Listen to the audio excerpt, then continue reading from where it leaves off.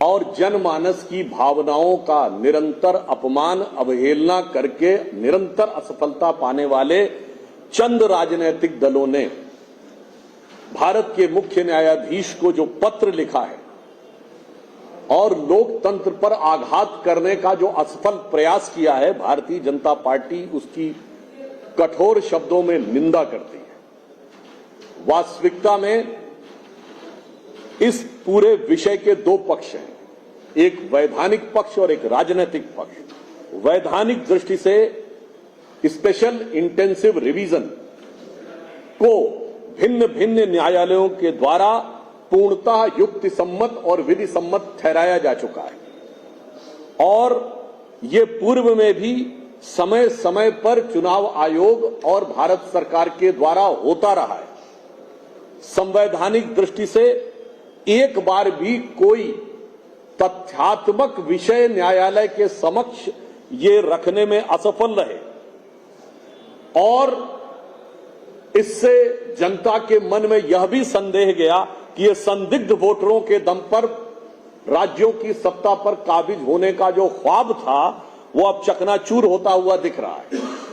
तो मैं कांग्रेस पार्टी और अन्य विपक्षी दलों से पूछना चाहता हूं कि आपने जिस भाषा शैली में सर्वोच्च न्यायालय को पत्र लिखा है, ये वही अहंकारी भाषा शैली नजर आती है जो आपातकाल के समय में दिखाई पड़ती थी। मैं कांग्रेस पार्टी से पूछना चाहता हूं, क्या यह सच नहीं है कि केरल में आप ही के एक बड़े नेता शशि थरूर जी एक टीवी कार्यक्रम में बोल रहे हैं, उनका वीडियो अवेलेबल है जिसमें उन्होंने कहा है कि एसआईआर के द्वारा जो वोटर रिवीजन हुआ उससे कांग्रेस को फायदा हुआ केरल में, चूंकि कम्युनिस्ट पार्टियों ने जो फेक वोटर्स बना रखे थे वो डिलीट हो गए। और अभी आपके कर्नाटक के मुख्यमंत्री डीके शिवकुमार जी ने अपने कार्यकर्ताओं को तो ये निर्देश दे रहे हैं कि एसआईआर की प्रक्रिया में लग जाओ और तत्परता और सक्रियता से लग जाओ, और फिर यहां पर उसके ऊपर आक्षेप लगा रहे हैं। ये कानूनी दृष्टि से साफ साफ कांग्रेस के ऊपर एक गहरा सवालिया निशान खड़ा करता है कांग्रेस की नीयत पर। दूसरा, मैं उनसे सीधा प्रश्न पूछना चाहता हूं कि क्या आप कभी चुनाव के लिए मेहनत करते हैं क्या? मैं कांग्रेस पार्टी से पूछना चाहता हूं, विगत 10-12 वर्षों में जितनी बार राहुल गांधी ने विदेश यात्रा की है उसके 1/10 भाग भी कार्यकर्ता सम्मेलन किए हैं क्या? हमारे बड़े बड़े वरिष्ठ नेता बूथ लेवल सम्मेलन, शक्ति केंद्र स्तर सम्मेलन, मंडल स्तर के सम्मेलन करते हैं और हमारे वरिष्ठतम नेता वर्तमान अध्यक्ष श्री नितिन नवीन जी, पूर्व अध्यक्ष आदरणीय जगत प्रकाश नड्डा जी, गृह मंत्री अमित शाह जी, रक्षा मंत्री राजनाथ सिंह जी के स्तर के लोग बूथ लेवल वर्कर सम्मेलन और शक्ति केंद्र सम्मेलनों में जाते हैं। मैं कांग्रेस से पूछना चाहता हूं और आप सब लोगों के माध्यम से, कितनी बार देश ने देखा है कि आप अपने कार्यकर्ताओं का सम्मेलन कर रहे हैं? चुनाव के समय हमारे नेता कहते हैं कि 25 दिन बंगाल में रहेंगे। मैं पूछना चाहता हूं आप कितने दिन रहे वहां? चलिए, बंगाल में आपका कुछ था नहीं, असम में कितने दिन रहे राहुल गांधी जी? केरल जहां डिफॉल्ट से आ गए वहां आप कितने दिन रहे? चुनाव के समय घूमने चले जाते हैं विदेश, यानी ईमानदारी से मेहनत ही नहीं करते। अच्छा, मेहनत न करे तो अलग है। पॉइंट नंबर 2, अपने कार्यकर्ताओं को जलील करते हैं। गुजरात में जाके आप बोलते हैं कि गुजरात में 2 प्रकार के कांग्रेस कार्यकर्ता हैं, कुछ जो कांग्रेस के साथ हैं और कुछ जो बीजेपी के साथ हैं। चलिए, जलील करना तो अलग है। आपके कार्यकर्ताओं की हत्या होती है पश्चिम बंगाल में और आपके प्रदेश अध्यक्ष अधीर रंजन चौधरी जी कहते हैं there is no democracy in Bengal, कि ममता जी के राज्य में हिंसा की पराकाष्ठा हो गई है, लोकतंत्र समाप्त हो गया है, और आप कहते हैं लोकतंत्र के लिए ममता जी को साथ रहना जरूरी है। अरे, आप अपने कार्यकर्ताओं की लाशों पर राजनीति करना चाहते थे, आप उस तख्त पर काबिज होना चाहते थे जिसके पाए आपके कार्यकर्ताओं के जनाजे पर रखे हुए थे। उसके बाद आपको लगता है कि आपके कार्यकर्ता और जनता आपका साथ देंगे। यहां तक कि इंटेलेक्चुअल्स की भी बात है तो बस बाहर जाना, विदेश में जाकर और चंद भारत विरोधी इंटेलेक्चुअल से मिलना और भारत में आके आज कांग्रेस पार्टी इस बौद्धिक दिवालियापन पे आ गई है कि उसके पास अपने बौद्धिक विचारक तक नहीं रह गए। ताल कटोरा स्टेडियम में चंद घोषित हिंदू विरोधी तथा कथित स्वयंभू बुद्धिजीवियों को खड़ा करके आप सोचते हैं कि ताली बजवाकर आपको राज मिल जाएगा, तो भारत की प्रबुद्ध जनता अब पूरी तरीके से समझदार हो गई है। और इस प्रकार से जो कांग्रेस पार्टी करने का प्रयास कर रही है, उसके लिए मैं कहना चाहूंगा कि देश की प्रबुद्ध जनता भली भांति समझती है कांग्रेस पार्टी की स्थिति क्या है।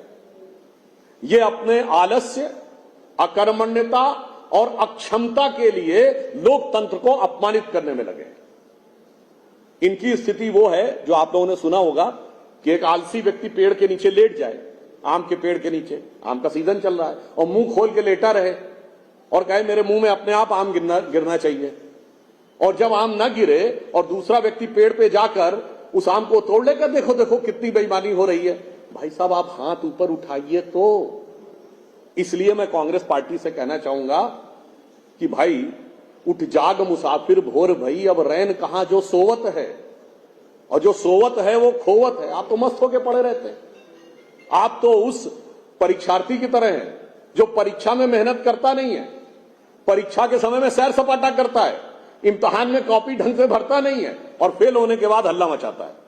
तो मैं कांग्रेस पार्टी और विपक्षी दलों से कहना चाहूंगा कि संस्कृत की एक बहुत प्रमुख सुभाषित है, वो ध्यान रखें कि उद्यमेन ही सिद्ध्यन्ति कार्याणि न मनोरथे न ही सुप्तस्य सिंहस्य प्रविशन्ति मुखे मृगा।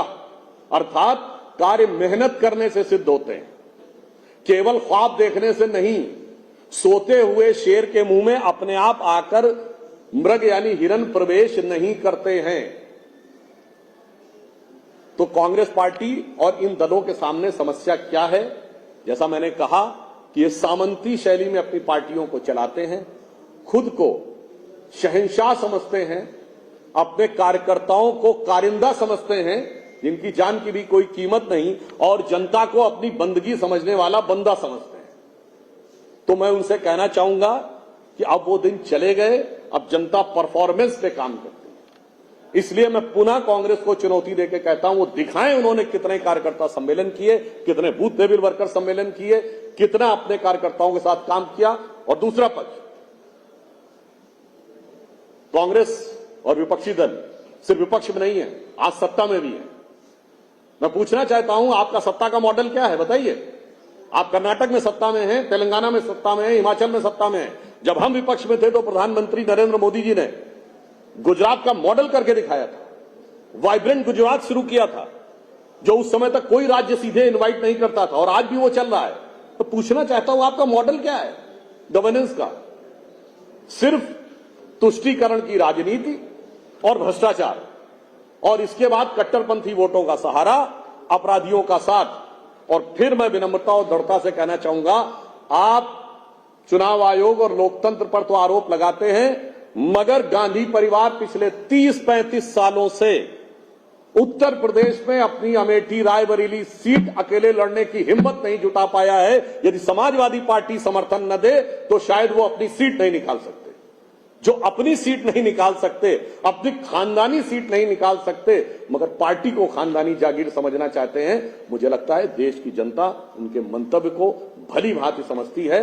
और इसे आप खिसियानी बिल्ली खंबा नोचे कह लें अथवा नाच न जाने आंगन टेढ़ा कह लें, ये तो हल्की बातें हैं, परंतु मैं कहूंगा ये खतरनाक षड्यंत्र है भारत के लोकतंत्र को लांछित करने के लिए। और एक बार फिर जो उस शब्द में लिखा है कि एनार्की बढ़ाने के लिए, यानी अब पूरी तरीके से विक्षिप्त होने के बाद ये हारे हुए दल अपनी शिकस्त का इंतकाम भारत की बर्बादी और भारत के कोहराम में देखना चाहते हैं।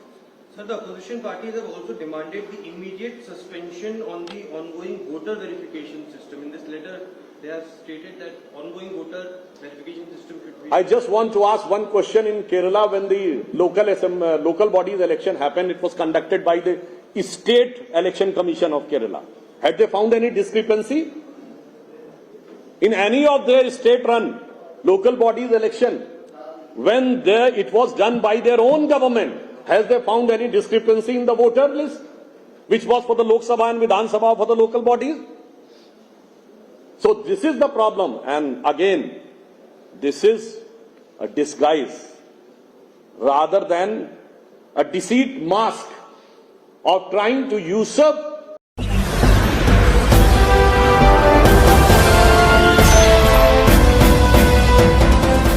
आप देख रहे हैं लाइव न्यूज 19 99 राष्ट्र सबसे पहले।